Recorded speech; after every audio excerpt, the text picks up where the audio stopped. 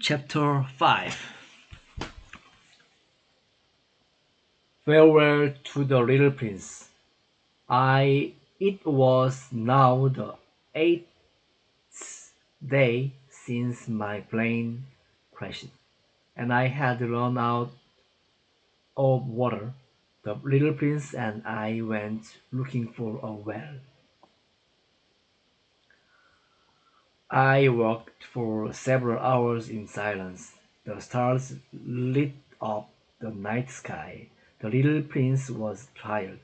He sat down. I sat down next to him. The stars are beautiful because of a flower you don't see. The little prince said, "Yes, that's right."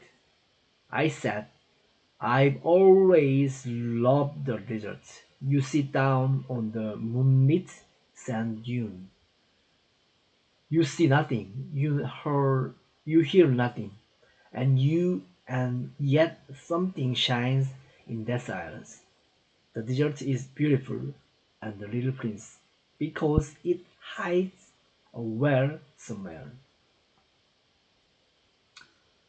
And then I understood the glow and mystery of the sands. "Yes," I said to the little prince, "whether it's the stars or the desert, their real beauty is invisible."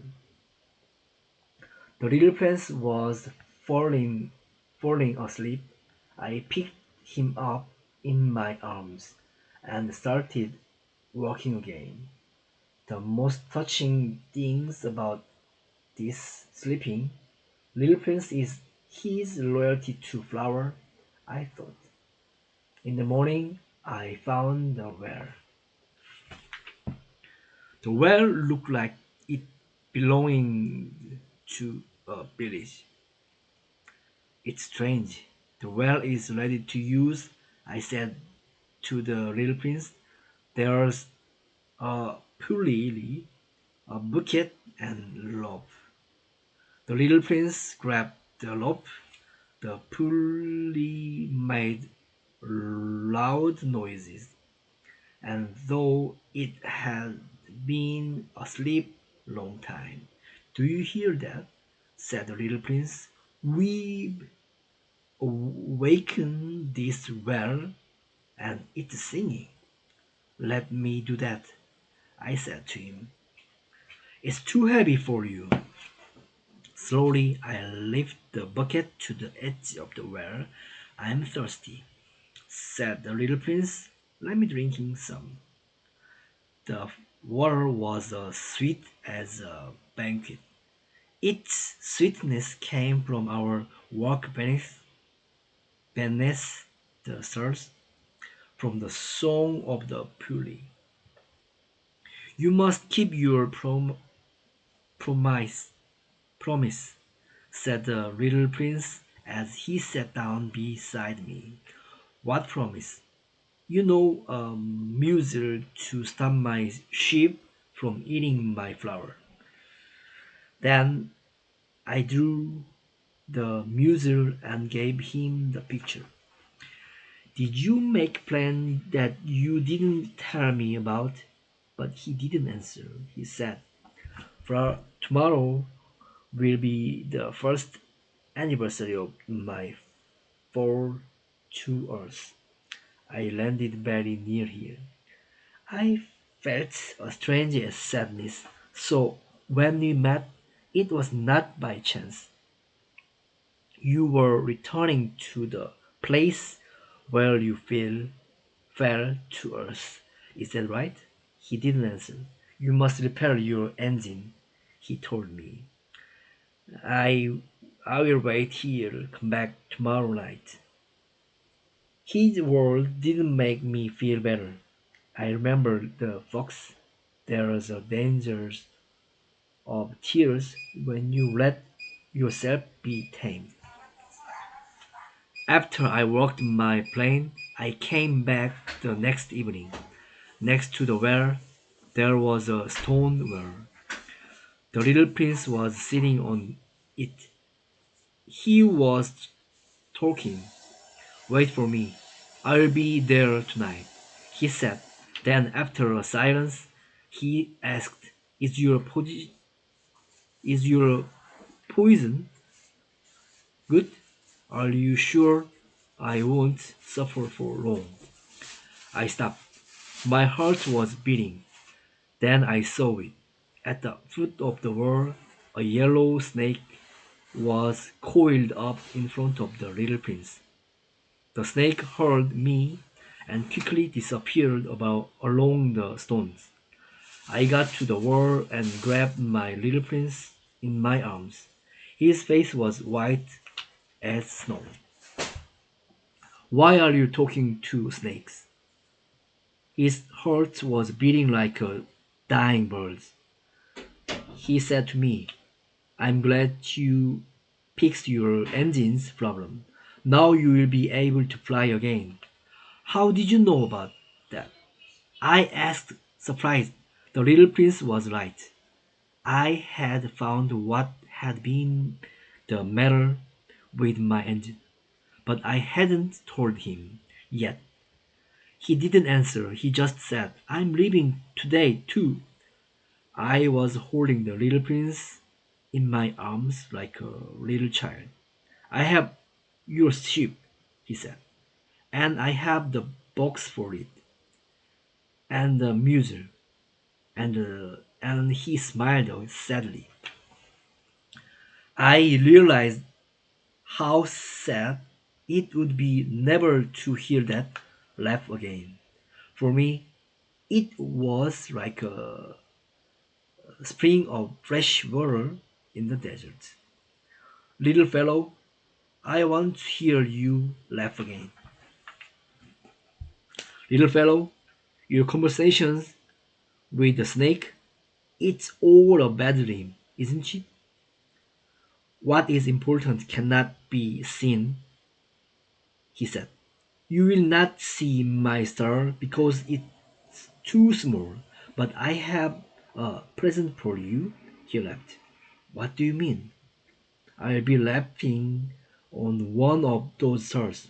When you look up at the night sky, it will be as if all of the stars were laughing. You will have stars that laugh. He laughed again.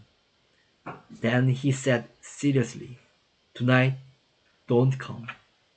He said to me, tonight it will be 1 year since I fell to earth. My star will be just above the place where I fell. I won't leave you. It will look a little as if I'm dying. Don't come to see that. I won't leave you. I'm worried the snake might bite you too, he said. That night he got away without making a sound. When I caught up with him, he was walking quickly. You are long to come. You will suffer. I will look as if I'm dead, and it won't be true. I said nothing.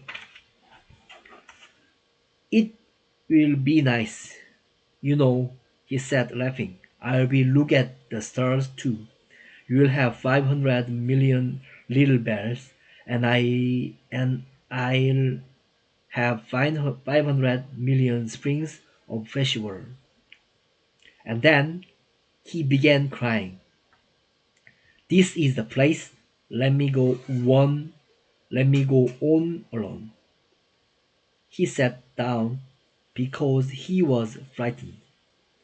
Then he said, my flower, I am responsible for her. She only has four silly thorns to defend himself against the world. I sat down too, because I was unable to stand any no longer. He said, there, that's all. He hesitated a little and stood up. He took a step. He took a step.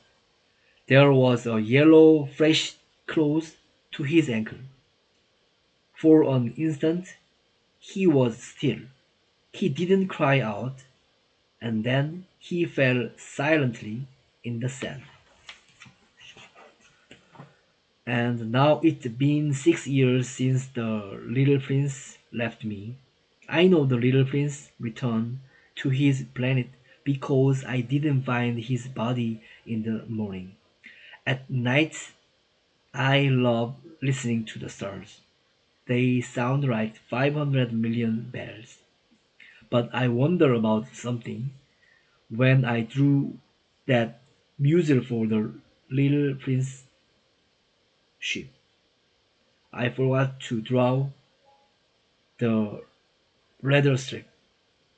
So there is no way to fasten the muzzle to the ship's mouth. I often ask myself what was happening there on his planet. Maybe the ship has eaten the flower. At times I tell myself, of course not. The little prince puts his flower on the grass, and he keeps close watch over his sheep. Then I'm happy, and the stars laugh sweetly. But at other times I ask myself, what if the forgot to put his flower on the grass? Or what if the sheep got out without making any noise during the night? And with these thoughts, the bells become tears. Look up the sky, ask yourself, has the sheep eaten the flower or not? And you will see how everything changes. No grown up will ever understand how this could be important. Epilogue. For me, this is the loveliest and the saddest landscape in the world. It's here that the little prince appeared on earth and then disappeared. Look at this landscape carefully. And when you happen to pass by here, wait just under the star. Then, if a child comes to you, if he laughs, if he has golden hair, if he doesn't answer your questions, you will know who he is. Please tell me at once that the little prince has come back.